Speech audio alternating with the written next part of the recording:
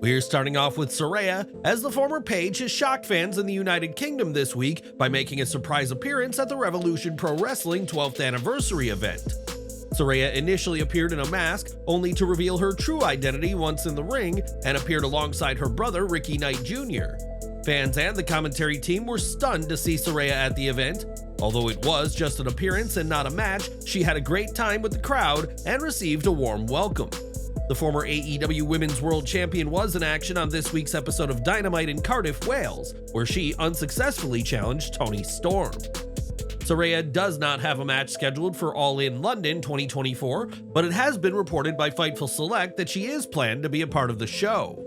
Last year's All In London pay-per-view saw Saraya win the AEW Women's World Championship, her first title win since 2014. What's your take on Saraya getting in on the action with Rev Pro? Do you think she'll ever make a return to WWE? Let us know what you think in the comments section. All In is shaping up to be an event stacked with huge matches, and one of the biggest stories leading into the show is Toni Storm versus Mariah May.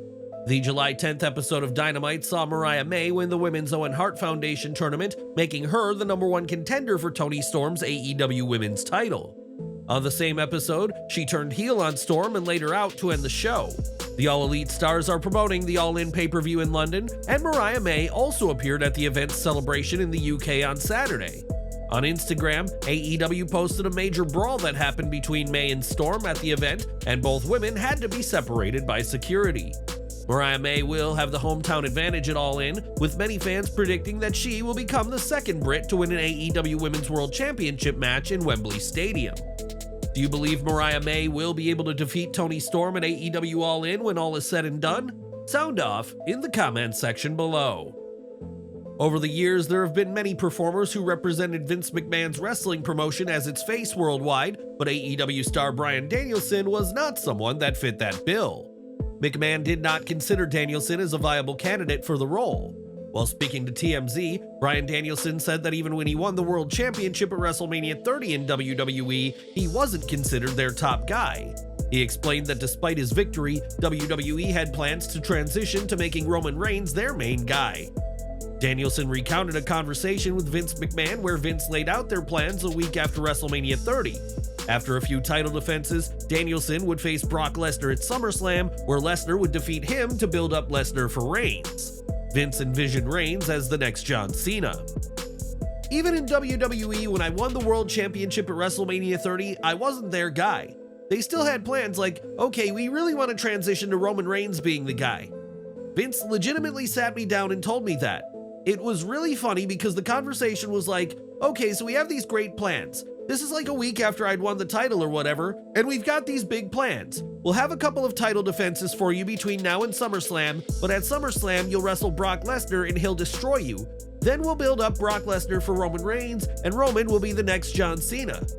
Danielson responded by expressing his desire to be the next John Cena.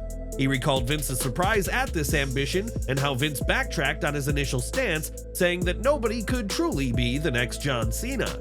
Danielson noted that this was the only time Vince had ever backtracked with him, highlighting that Vince had never seen him as the top guy, but rather as a necessary choice for that moment because the fans demanded it. He's telling this to me and I'm like, that's great, but I would kind of like to be the next John Cena. I remember seeing the look on Vince's face where he was just like, oh, I don't think you even saw that as a possibility for yourself. It was really funny. Then this is the only time Vince has ever backtracked with me, he said, well, nobody can really be the next John Cena, you know? It's like, but in his mind, I wasn't the guy. I was just the guy they needed at that particular point because the fans wouldn't have wanted it any other way. What do you think about what Danielson had to say? Sound off in the comments below. As we reported earlier this week, Rich Swann was recently arrested and charged with public intoxication and causing a disturbance, both of which are misdemeanor offenses. Swann was released the next day on a $250 bail and is being represented by a private attorney from the Jojo law firm in Orlando, and you can learn more from yesterday's video.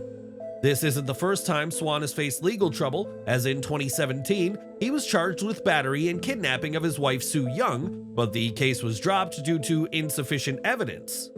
Sue Young has not publicly commented on Swann's most recent arrest, but this week, her sister shared a GoFundMe as Sue is unable to work due to a terrible incident during a match. This fund will help Su Yung cover medical expenses and bills, and while this is nothing new in wrestling, one person has made some alarming claims.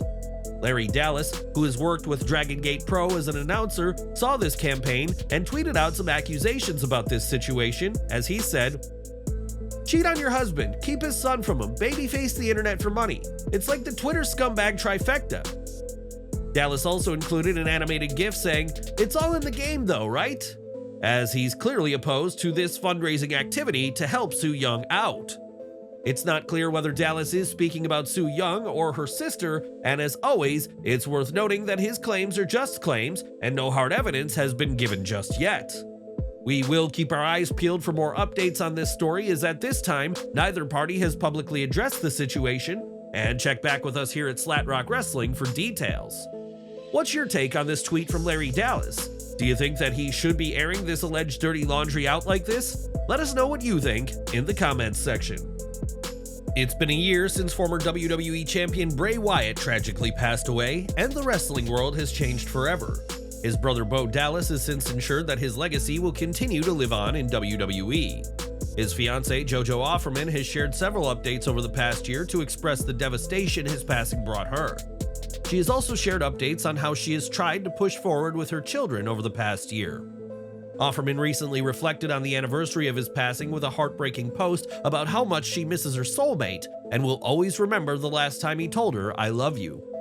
Offerman has pushed for Wyatt's legacy to continue in WWE over the past few months and has supported Bo Dallas as he looked to take on the role. Several WWE wrestlers have reacted to Offerman's message.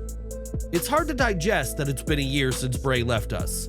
What's your favorite segment of Bray Wyatt? Sound off in the comments below."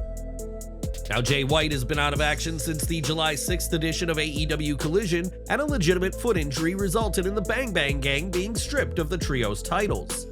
Fightful Select reports that White was at a recent AEW tapings where he was evaluated for a potential in-ring return, though that doesn't appear that he's been cleared to compete yet. With that said, his condition is reportedly improving, and there was hope backstage about an imminent comeback, possibly in time for All In London this weekend. While there were discussions about this and he was considered for the gauntlet match, it seems that as of his last checkup, he was still not ready to get back in the ring. It's unclear whether White has made the trip to London for All In, but his continued improvement suggests that fans might not have to wait too much longer to see him compete again.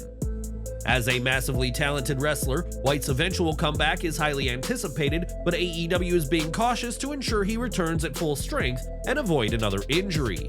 Next year, AEW will host its All In event in Arlington, Texas, marking the first AEW All In outside the UK and the first ever US-based stadium event for the promotion. Speaking to Joey Hayden of the Dallas Morning News, Tony Khan shared a lofty goal for the show, as he's aiming to break the all-time attendance record for Globe Life Field. The current attendance record at Globe Life Field is held by country artist Morgan Wallen, who drew 43,598 fans in 2022, and there have been other massive events at the stadium.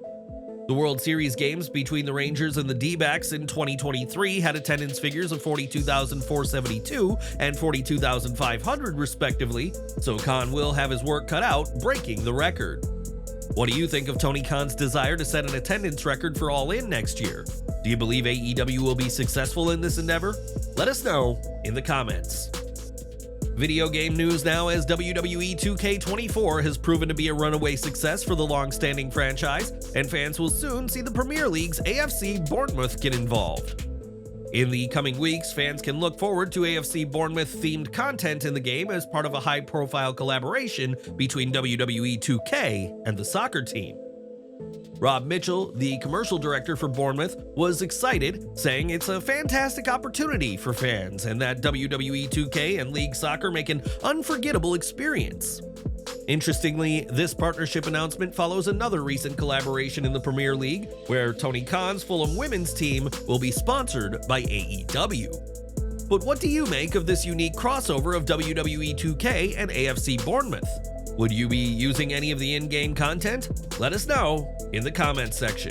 And we're ending with Drew McIntyre, who is a must-see superstar in WWE, but soon fans will get to see the Scotsman on the big screen.